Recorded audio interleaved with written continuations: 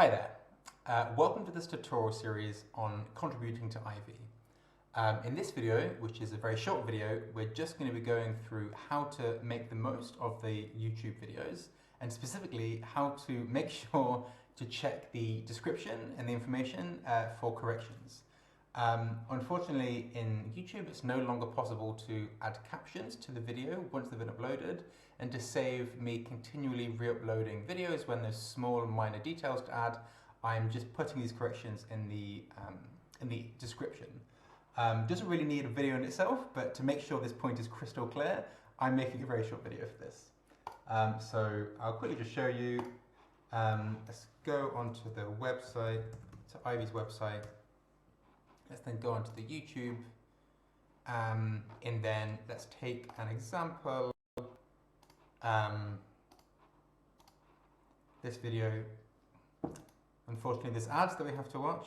This isn't my decision. And then just as an example, we have here a few corrections, and I think it's worth checking these before watching any video, just so you don't miss them and when you're actually watching the video. So it just says here 310 should be X union.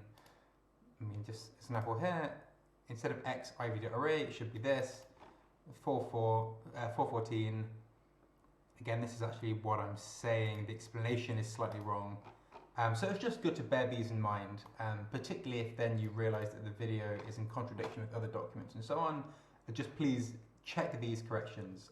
Unfortunately, they're not more clear and they can't be flagged in the video, but this is just YouTube's policy of not being able to modify a video once it's uploaded, and it takes quite a long time to re-upload and re-edit all the videos, so I put the corrections here if they're just minor corrections. If it's a big correction, I will re-upload the video just to avoid confusion on something important, but for minor corrections, I add them here.